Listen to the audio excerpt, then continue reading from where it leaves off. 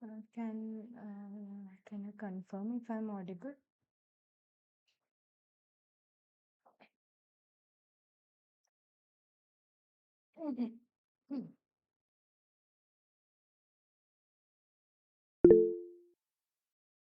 Okay, thank you.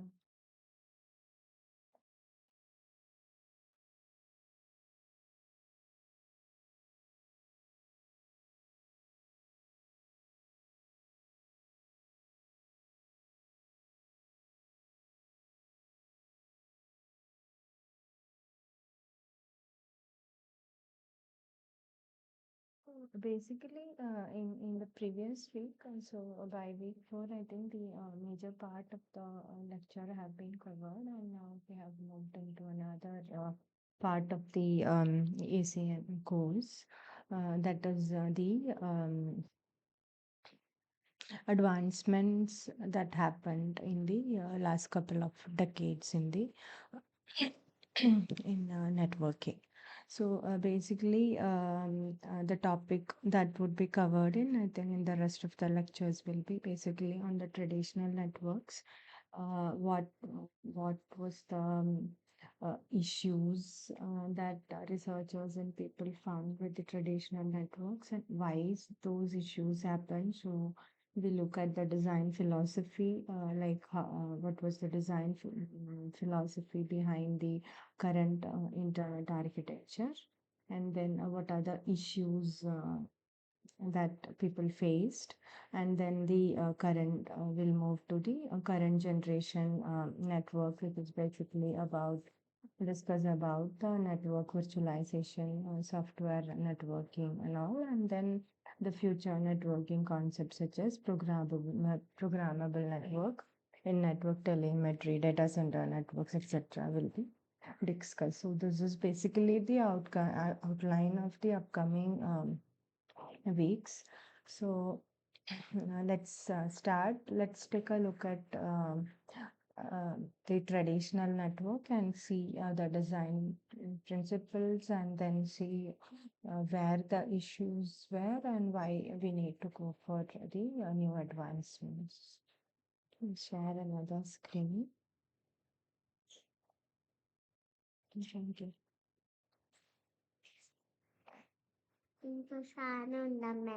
എന്താ? ഇല്ല ഇല്ല നമുക്ക് സമയമില്ല കാണാൻ അത് please.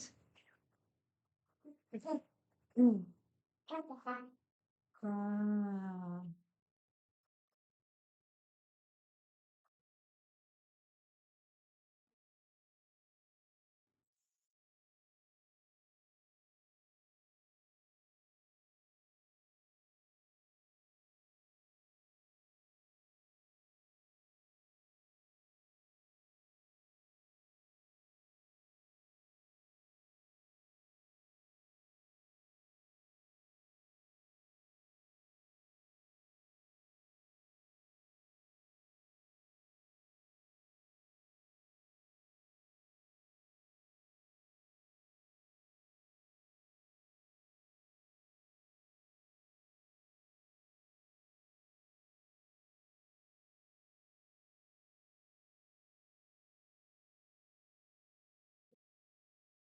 So we know our modern day network architecture, how it is, right? We have this.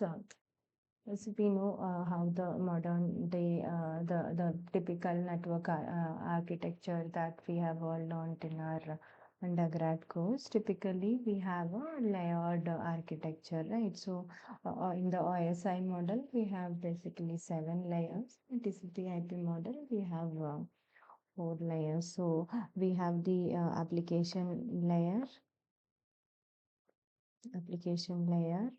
presentation layer. Then we have session layer, followed by transport layer, followed by network layer, followed by link layer, and then the physical layer. So this is a typical OSI model, whereas TCP/IP model has only 5 layers. One is the application layer, then we have the transport layer,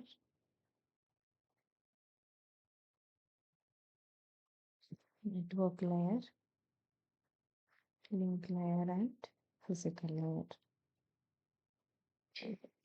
So the basic question is what went wrong in this or what could have been done differently so that the issues that researchers were facing doesn't occur. Okay, so so typically the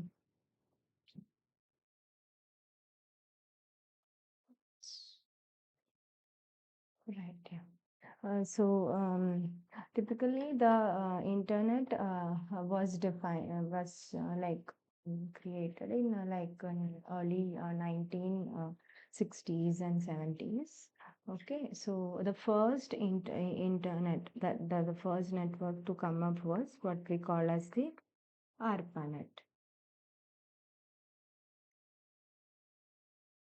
which is nothing but an advanced research project agency network. Okay, so that they developed it in early 70 in 1972, and that time the major protocol that they used for it was NCP, the Network Control Protocol, and the time and the purpose for it was designed also was to majorly to allow uh, the existing ARPA network to have connectivity. Basically, that was the intention. So the major design goal that they consider while designing ARPANET or the initial internet days was majorly to ensure connectivity and then reliability. Basically, as the ARPANET comes from the defense side of the US, so in a war zone, it has to still go on. So the robustness was a key. So the major principle one was to have the connectivity, and the second was what we call as maybe the fate sharing principle, that is even if in between the nodes goes off also still the parties should be able to once it comes up they should be able to continue with the communication. So with this approach major because of this design principle, majority of the uh, functionality have been kept with the end host, and the routers have been designed in a stateless manner. So there were a lot of things happening in the internet side in the 70s and in the 80s. So 80s had the deployment of TCP/IP, DNS was deployed, and actually every in the early 1980s. Majority of the time when they observe that okay an issue is gonna come, the things were um, getting developed and deployed, but one major issue that occurred was TCP congestion control. Because of TCP reliability mechanism, congestion happened, and it did affect the packet communication, and then came in the TCP's congestion control mechanism in 1988. After that, also the link state routing protocols came in, then BGP came in. So from 80s was majorly a lot of advancements in 90 uh, until 93, and then came the World Wide Web, and then it moved from a more from an academic to a commercial. It became a commercial. Hello.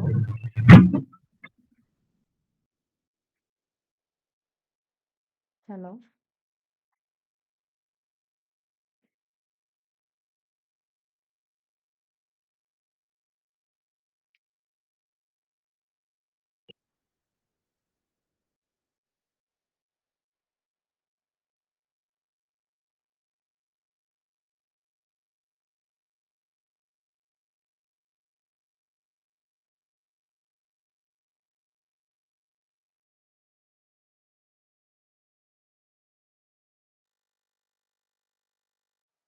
The typical architecture that was followed majorly was on the A layered architecture as we saw, layered architecture also was followed in the design.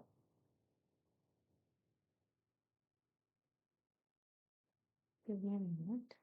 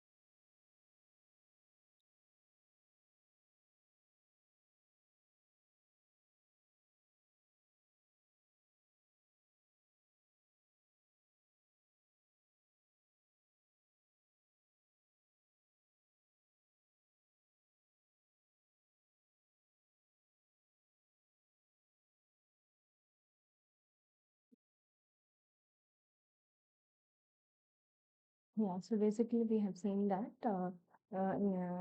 we had in the earlier internet architecture we have this layering principle followed.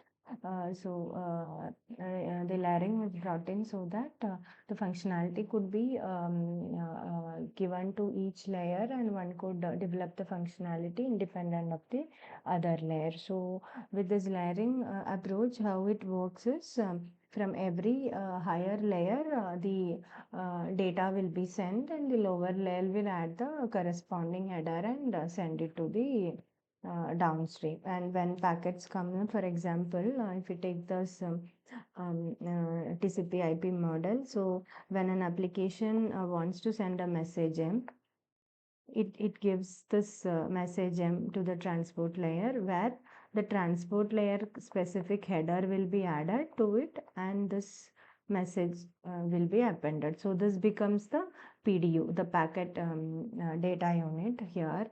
This becomes the PDU, and this goes to the next layer. So this will be transport PDU, TPDU, and the IP header will be added at the network layer. At the network layer, the IP header will be added. Then after that, it will be given to the network layer, which becomes the link layer header will be added, and then it goes out. So this is how the layered architecture works. So we have the message. The message comes to transport layer. The transport layer specific header gets added up. Then transport header plus the message will come to the IP layer. Then IP layer specific header gets added to the transport header, and the PDU that we received from up. Then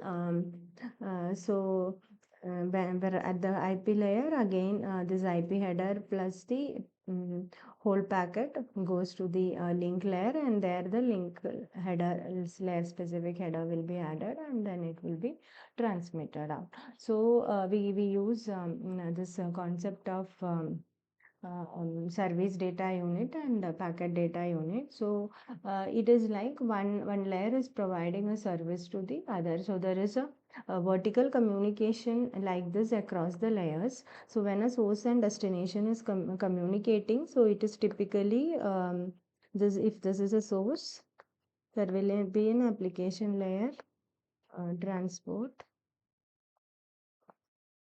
IP layer, link layer, and physical layer. So this will go via a switch or a router and it will reach a destination. So here again we have physical link layer, IP layer, transport layer, and application layer. So the packet from the application layer comes down one by one. Message will come and then it goes via the router and then it traverses up all the way here. So there is a vertical communication between the layers, and this finally we achieve the horizontal communication between the two applications running in the source and the destination.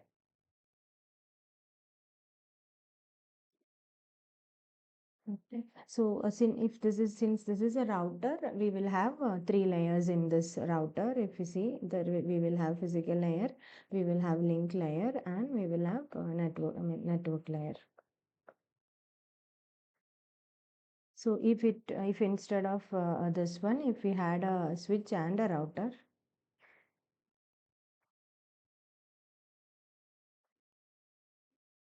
if we had a router followed by a switch, then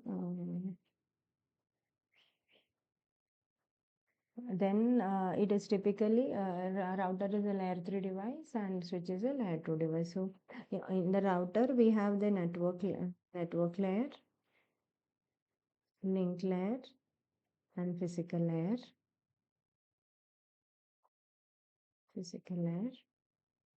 Whereas in the switch we have only the link layer and the physical layer. So when a packet comes from this source application, when a packet M comes, so this is the transport. So transport header gets appended to the M, to this message. Then IP header will get appended, followed by transport header, followed by M. As it goes down, the headers gets appended. Then link layer header, IP header, transport header followed by the original message. Then this goes to the router. The router's network layer will, it will come like this, okay, in the router. So at the physical layer, it will examine, so the packet will all the way go here. The router will examine the network layer and accordingly, it will be doing the destination based lookup in the routing table. Then it will figure out on which port the packet has to be sent out, and then it will be sent to the switch. The switch also looks at the packet will go up here and come like this. Look at the link layer and then figure out, okay, to where this MAC addresses have to be forwarded to, and then finally it sent it over this port. And here when the packet comes at the destination, at the link layer, the link header will be chopped off. So when it goes, when the link layer, IP header, transport header, and message. So at the link layer, this will be removed. This header will be removed and given up. Then at the IP layer, the IP header will be removed. Like how it was added while sending down, when it is being sent up, it will be removed one by one. This will be removed and finally the message will reach the application. This is how the layered architecture works. So as you see here, different layer provide different functionality. So we sometimes call this packet like at the IP layer, this TH plus M, this TH plus M is sometimes called the service data units. Okay, so right here, and we will see. For example, assume that we have We can just quickly see an sample. So when the application, so now let's see that we have a source here. We have a source here and we have a destination here.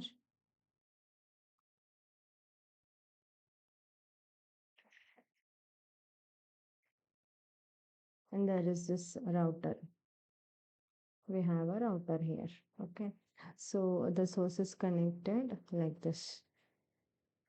Now, from the source, this is the, suppose this is the header that is being sent. H1, H2, H3 and M. Can you tell me to which layer these H1, H2, H3 associate to? Which layer these headers correspond to? Anybody? Like H1 corresponds to which layer? H2 corresponds to which layer and H3 corresponds to which layer? Like if you see here, we have when we were sending down, we were adding one header as we were sending down, right? So here we are actually sending. So at the source, we have added these headers and sent.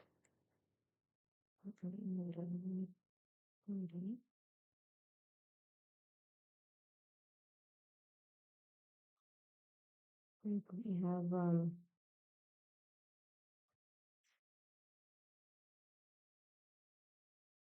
so at the source, this is the router and this is the destination. So what is going in is H1, H2, H3 and M.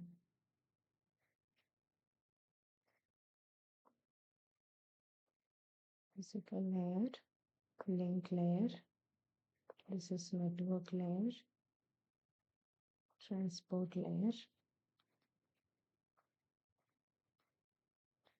and application layer. So this application layer is sending M, and in between we have added headers. As it is, as M comes here, we have added a header. And from transport layer, when it came to network layer, here again we added a header. Then it came to link layer, and finally what we are transmitting is this one, H1, H2, H3 and M. So the question is, which layer does H1 associate with? Which layer does H2 associate and which layer does H3 associate with? Yeah. So when the application is sending out, so first the transport layer adds H3, the one that is closer. Then at the network layer, H2, H3, H3 and HM it came and H2 was added. At the link layer, we add link layer adder is H1 followed by H2, H3. Okay. So H1 corresponds to link layer, H2 corresponds to network layer and H3 corresponds to transport layer.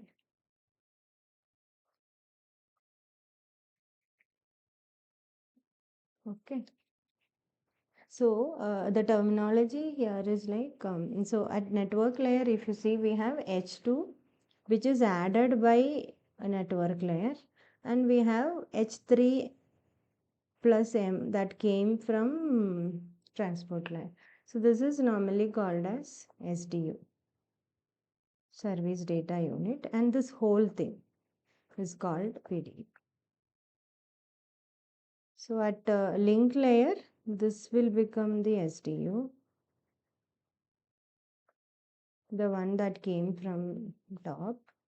This forms SDU, and this full will form a PDU.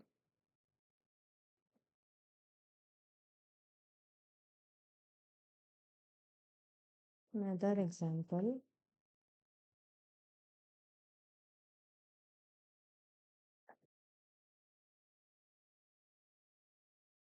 We have a source. Again, I will do this. Application layer, transport layer, network layer, link layer, and physical layer. And this is source. Then we have a switch. Then we have a router. And then we have the destination. Now the question is how many times when we are sending a packet, how many times does the packet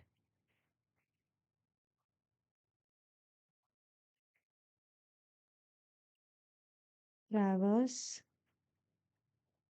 transport layer,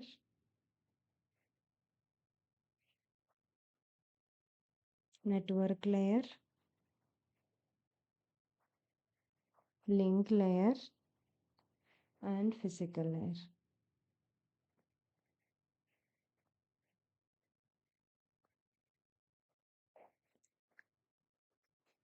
So this is a switch. So in the switch, we typically have physical layer and link layer.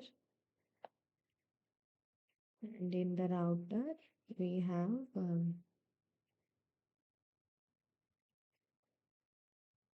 link layer and network layer.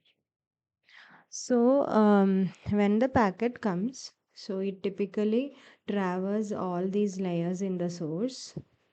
Then it comes here. Then it come link layer, physical layer, goes here, here. Then it traverses up all the way back. Physical, network, link, network, transport, and application.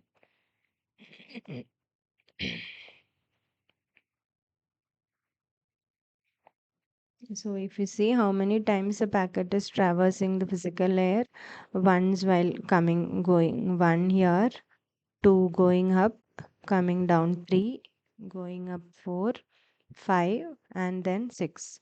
So physical layer, the packet will traverse 6 times.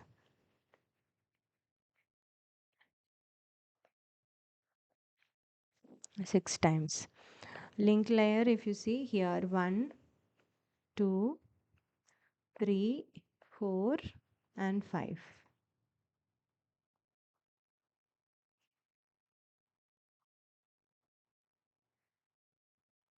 Network layer, once while coming down, one here there is no switch as layer 2 device. It doesn't process the layer 3 header. So here 1, then 2, and 3. Only 3 times.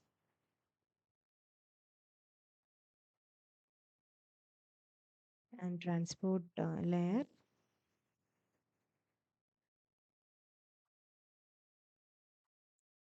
once here, once here. So one's at the source and one's at the destination, 2 times. So this is simple example. So you have a question like based on this STU video. We can just have a look at it. Yeah, so the question is please select the correct answer on based on the layering principle where n denotes the okay. So layer n plus 1 PDU equal to layer n SDU. This is option 1. This is 1. This is 2. Select correct answer.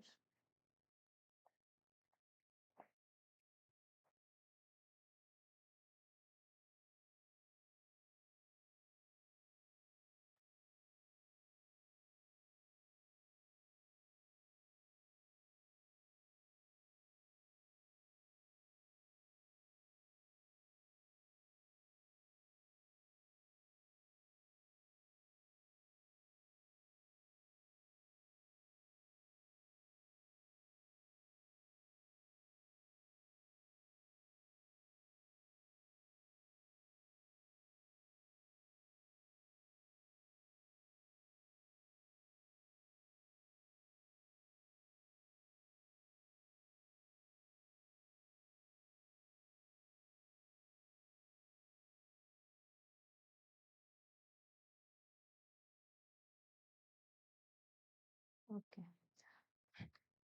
So let's take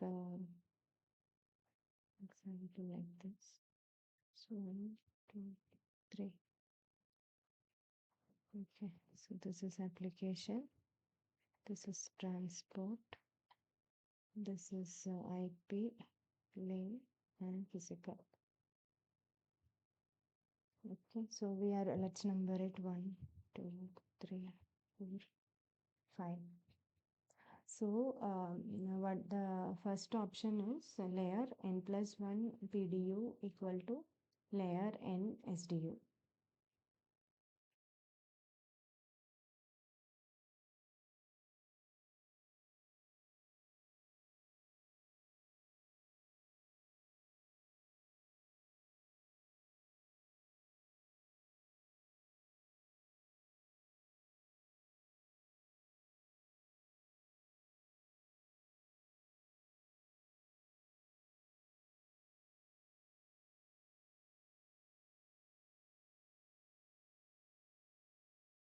Mm, right. So if we consider we have M here, then we have um, let's mark it as this is N2 followed by M. So this forms the PDU N2 followed by M, N3 followed by N2. Let's take this one. This forms the STU, and this whole thing forms the PDU. So PDU at N, okay, PDU at N plus 1 equal to, no, it will be header plus this PDU. Okay, dot it eta. Okay. Layer n plus 1 SDU. So n plus 1 SDU, if you consider this one, so this SDU. This is the layer n plus 1 SDU at layer n plus 1. This is equal to layer n's PDU. Yeah, that is correct, right? So this was the PDU. This full is the PDU at layer 2, which is nothing but layer n plus 1's SDU. Okay, so this n and n plus 1, it depends on how we number. If we number it the other way, like if I number 5, 4, 3, 2, 1, then probably the option will change. So then this will not be the answer. Then this will be the answer. So depend. I think in the they did not mention how the layers are numbered. Is it from top to bottom or bottom to top? So maybe we can take it how in the OSI layer it is numbered. So typically, I mean in TCP/IP numbering, 1 refers to physical layer, 2 refers to link layer, and so on and so forth. So if that is how, if we take, then probably we can just find it out once again. So this is M. This is N4 followed by M. This is N3, N4, and M. And here, this is the SDU.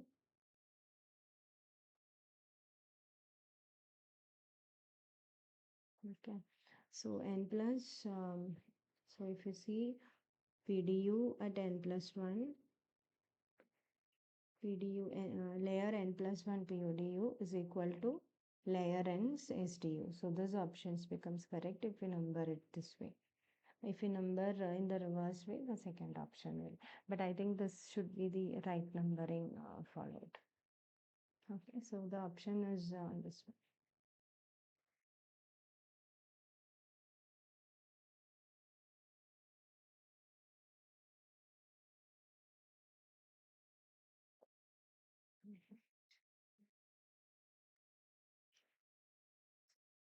This is basically about layering and how it helps. So Basically, because of this layering architecture, whatever functionality a particular device needs to be done, only that needs to be implemented. For example, in a switch, it does switching layer 2. So only till that layer, we need to have the software to be running. Since that is because since we are segregating these functionalities into layer, it is possible that okay till that much functionality needs to be implemented. Instead, if it was kept as a single whole stack, all the devices will have to have the complete implementation in place. So here in the router, we need only three layers to be implemented. So this is also an advantage of the layered architecture in place. So typically, if you see that in all these layers, we have on all these layers we have different protocols, right? Application layer, what are the main common protocols that we use? An innumerable number of protocols we have. In the transport layer, the major two protocols that we use are TCP and IP. TCP and IP. I mean, sorry, TCP and UDP.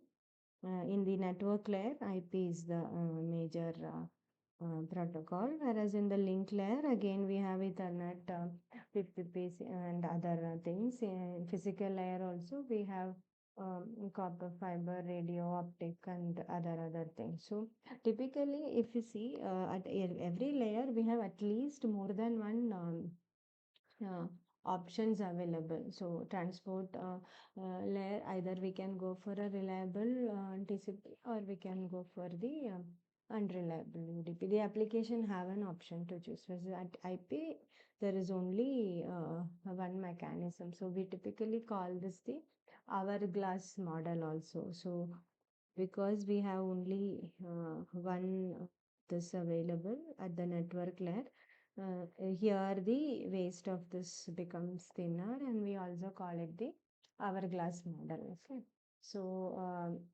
the difficulty with which is uh, uh,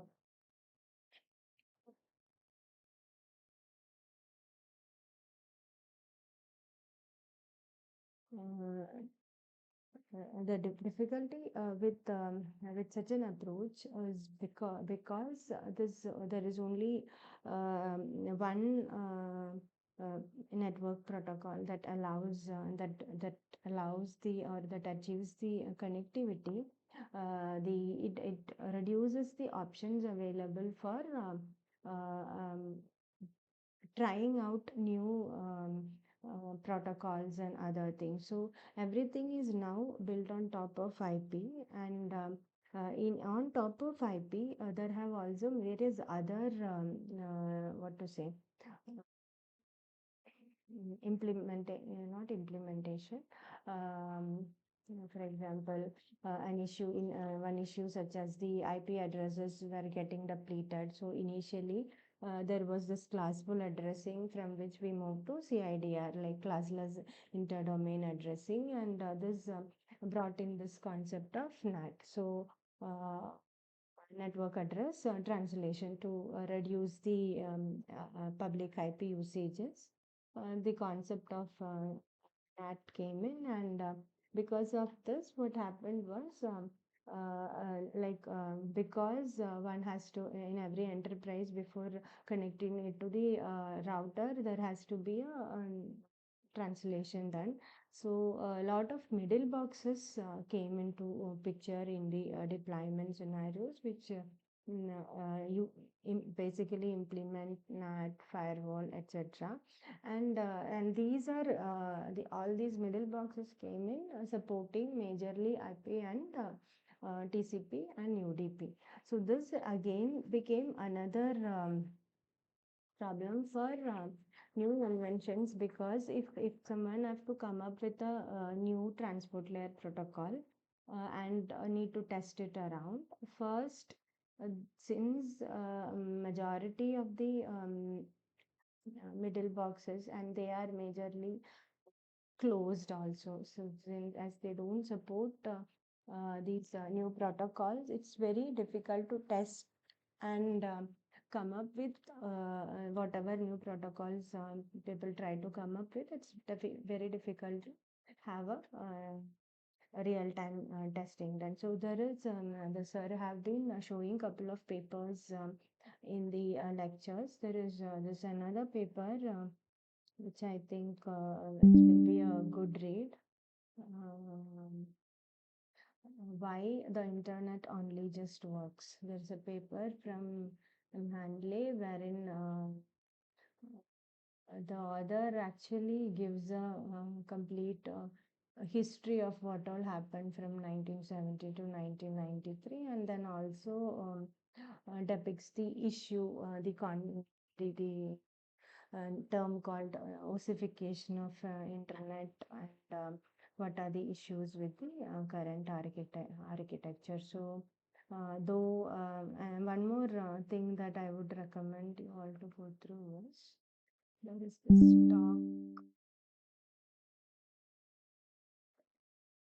this talk by David Clark. Mm,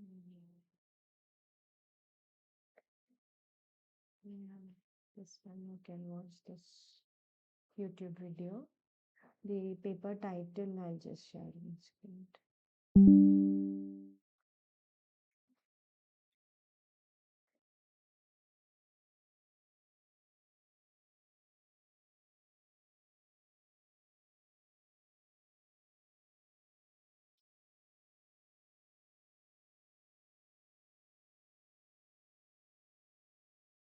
Okay, so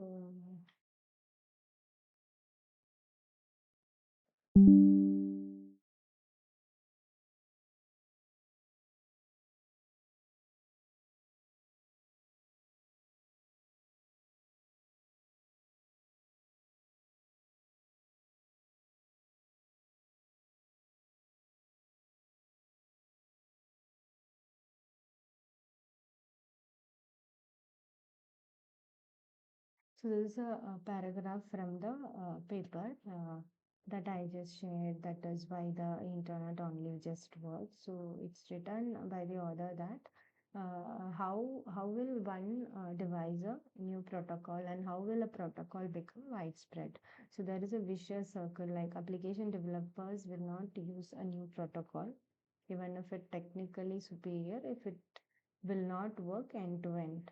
An operating system vendors will not implement a new protocol if application developers do not express a need for it. NAT and firewall vendors will not add support if the protocol is not in common operating systems. And the new protocol will not work end to end because of lack of supporting NATs and firewalls. So this actually goes in a loop.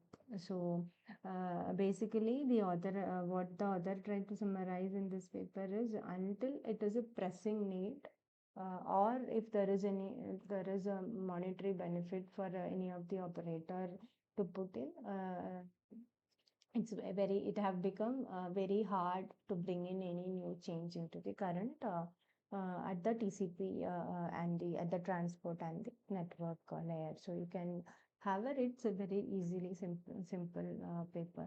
Um, so the discussion follows like this, like TCP IP is there with TCP IP and TCP and UDP became so common that majority of the firewalls and NATs kind of use it. Even though we had SCTP and other protocols, transport protocols, they didn't become that popular. And there, the paper also list out other popular inventions, or I mean enhancements like integrated services, differentiated services, which I think in the last week was discussed. Even though those enhancements came in, standards were made for them, but it have minimum deployment because of this. Because it doesn't, because it's there is no like those are seen as enhancements, and until as long as the system can run without them, prefer to have it like that. Otherwise it has to be like how in the TCP during the, because of the acknowledgements initially in the 80s, there was a failure happened, and because of which the congestion control came in. And another, so either it has to be a failure driven, or an imminent failure is gonna happen, then a new change would come. Otherwise, it has to be having some monetary benefit to the parties who are working towards this change. Otherwise, it's the current internet architecture is like hardened or ossified, and it's very hard to bring in any new protocols to these layers. Have a look, watch the YouTube video also. So this monetary aspect, David Clark is explaining it nicely. It was a talk given at Google, so it's a nice watch. You can have a look at it.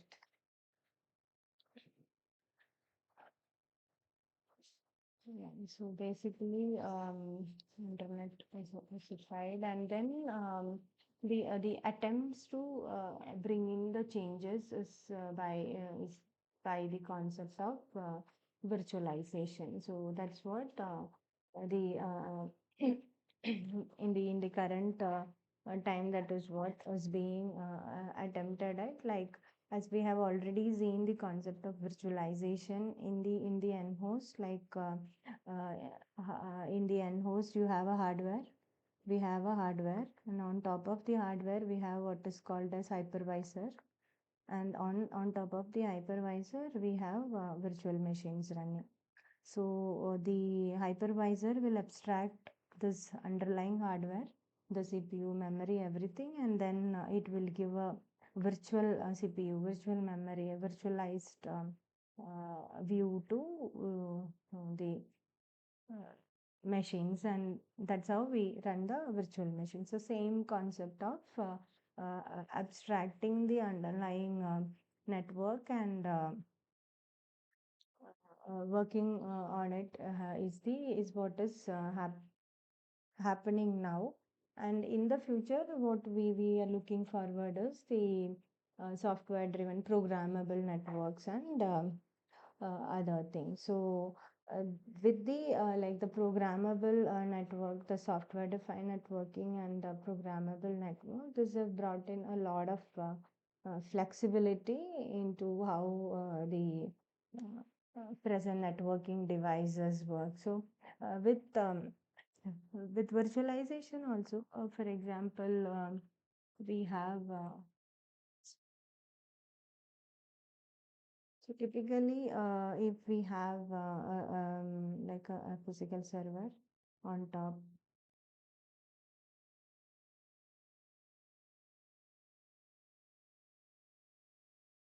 okay, and this is connected via switch, and on top of this, here we have three VMs: one, two, three.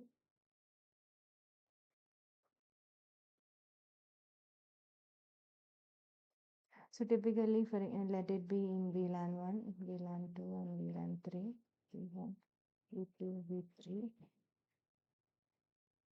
Now, without this virtualization, how these virtual machines running in all the VLAN 1 have to communicate, and we'll have to make the necessary configurations in this switch, and whatever the underlying hardware infrastructure, we will have to do that. With virtualization, a concept of this underlying, it typically goes via like this. Instead of that, we are giving a virtualized view of this hardware to the via the hypervisor. Similar way, we are having a virtualized view of the switch, wherein this V1 will put a packet and it will reach V2. So how it's done using the concept of encapsulation. The common encapsulation technique used in VMware machines and all are VXLAN, VLAN extended external VLAN. So, so typically on top of an existing hardware, I mean, a network, we build a virtualized overlay network which help us achieve many of these functionalities. So underlying only the IP would be used. So the newer transport layer protocols and all whatever we wish, we could still bring in and do the testing and all that. So basically, uh,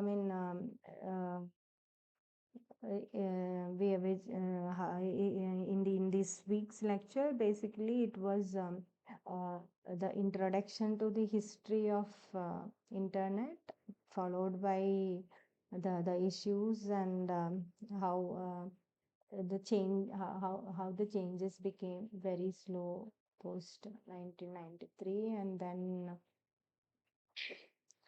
how people are working towards making it more flexible and other things. So that would be covered in the upcoming classes. The network virtualization, network function virtualization, followed by programmable network, software defined networking, and data center network. So I think, yeah, since this is a theory, I just winded it up quickly. There isn't much problems present. So we'll take a look at the previous year's question paper now, and then uh, we'll continue after that.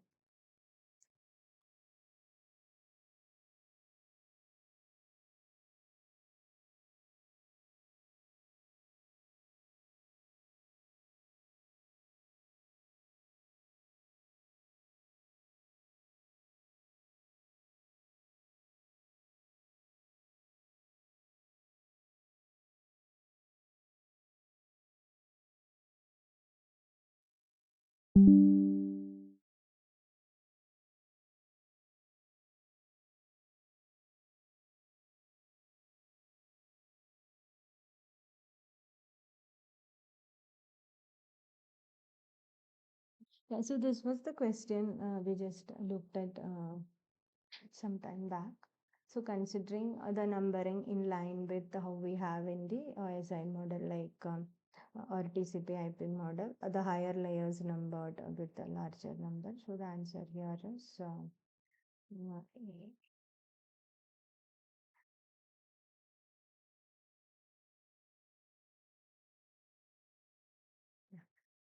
So the second question,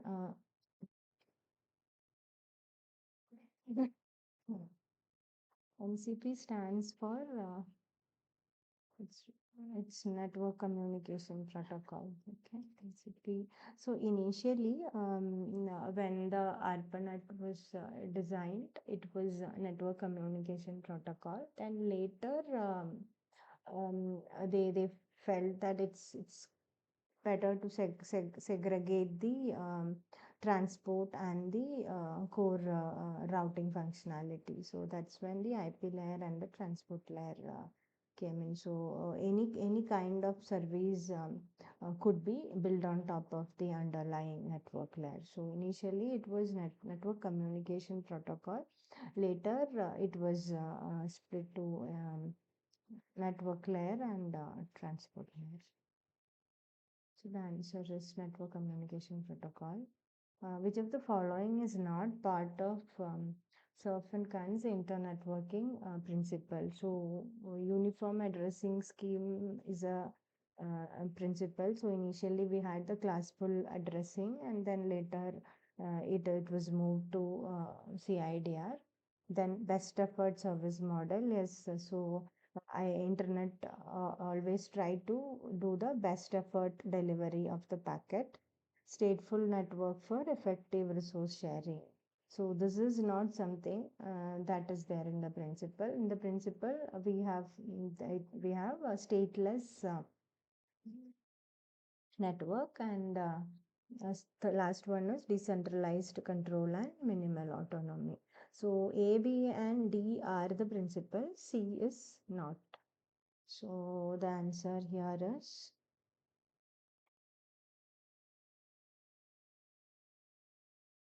C. So IMP stand for Interface Management Protocol.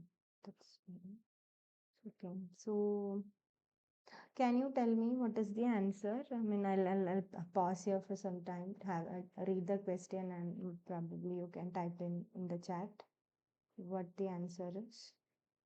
So, which was the first successful message exchanged on the early internet?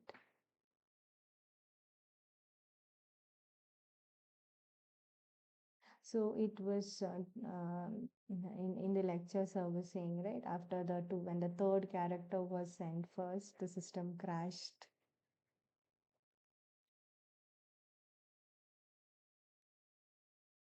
So what was the first message that was transmitted or sent?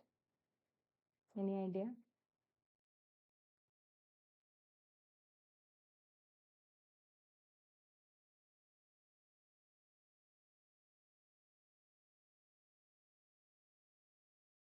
Right, yeah. So it was login, and when G was sent, it crashed, and when they rebooted, then it worked fine after that. So the answer is C here.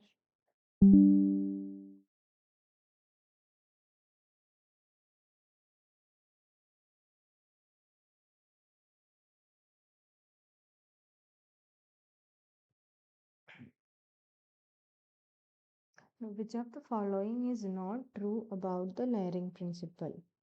We pause here for some time. You can read and let me know the answer once, then if we can discuss.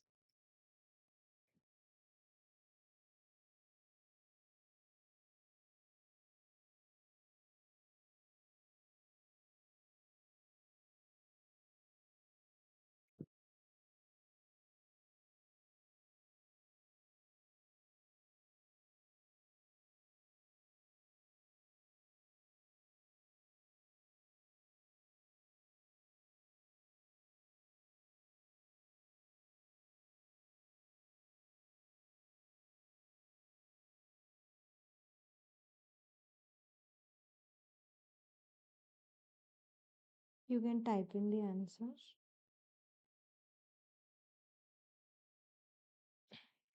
Yeah, so which of the following is not true about layering principle? So it helps for modular and hierarchical implementation of the communication function. Yes, that is true. So each of the functionality could be uh, given to a certain layer, and in that layer one could concentrate on that. So that also help. We saw that like in the devices also, if it is a layer 2 device, then no need to have the layer 3 and layer 4 functionalities available in that device. So help for modular and hierarchical implementation. Lower layer provides a specified set of service to the upper layers. Yes, that is also true. So link layer provides a certain service to the IP layer. IP layer provides the connectivity service to the transport layers, and transport layer provides a reliability process to process communication service to the application layer. So each layer provides a specified set of service to the upper layers. That is also true. Then protocols at a given layer communicate indirectly across adjacent nodes. Yes. So that I think we have seen in the figures, like the application layer sitting in both the sender and the receiver actually communicate via the adjacent switches. So the packet goes via the switches and the router, and then it reaches the destination. So it's not a direct communication, it's indirect communication via adjacent nodes. Vertical communication does not require any mutual understanding between the different protocol layers. So that is wrong actually. So when two layers are communicating, there are the set of APIs and the interaction standards all are clearly defined. So this point D is wrong.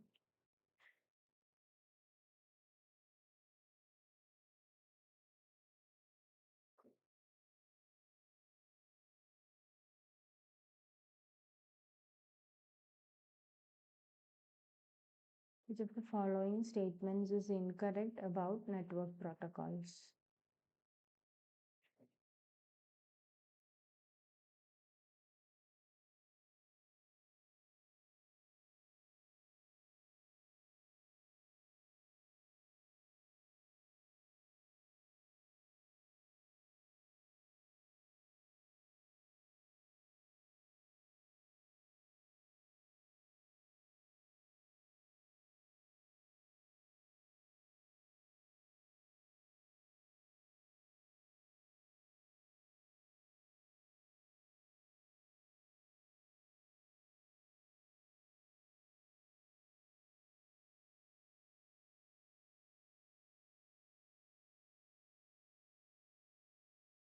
Okay, so protocols define the format of the message to be communicated.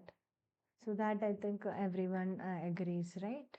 So like we have, you would have already seen, right? When to host and a destination communicate, we send what is known as this IP packet. It have a certain header format and all, right? So the uh, content has to be filled accordingly so that the intermediate routers can understand and then properly forward the packet. So protocols define the format of the message to be communicated so that both the communicating parties will be able to understand each other what they are trying to tell. Protocols defines the conventions of communication. Yeah.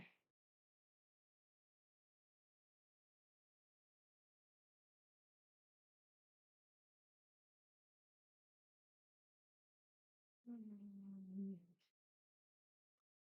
one second.